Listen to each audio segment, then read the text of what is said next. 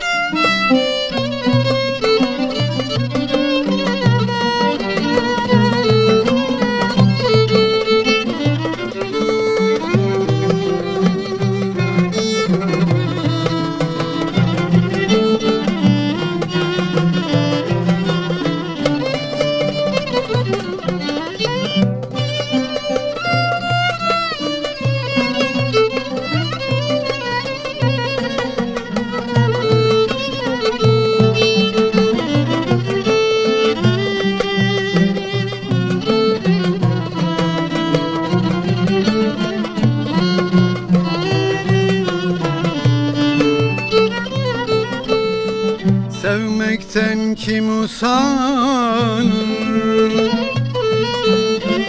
tadına doyum olmaz. Hangi gönül uslanır, ah sevenle oyun olmaz.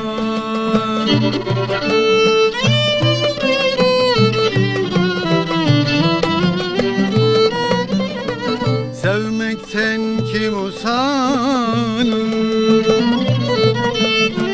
sevdana doyum olmaz. Hangi gönül uslanır, ah sevenle oyun olmaz.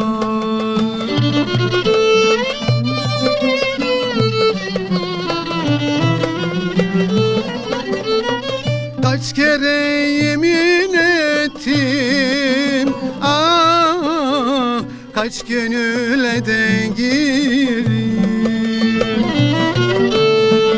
Sensiz yapamıyorum, ah bak yine geri döndüm.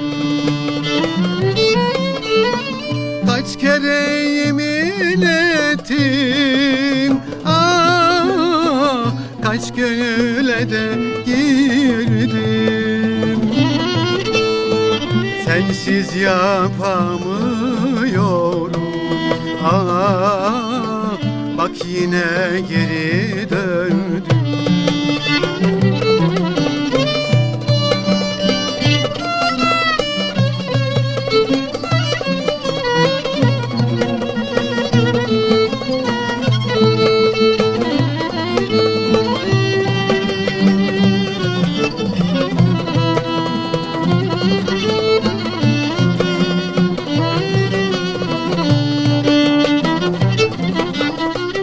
İster ağlat beni,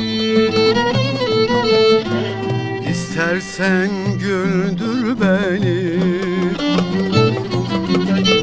Bir gecenin koynunda, ah bin geceye at beni.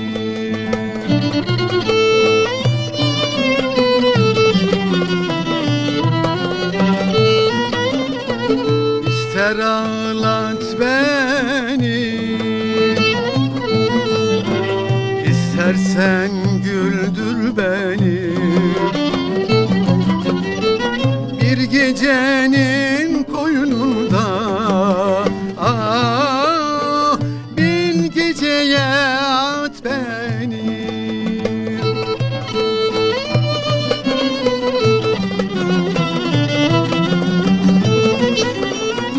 Kaç kere yemin ettim, kaç gönüle de girdim. Sensiz yapamıyorum, bak yine geri döndüm. Kaç kere yemin ettim, kaç gönüle de girdim.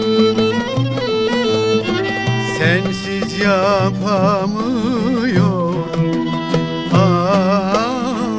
bak yine geri döndüm.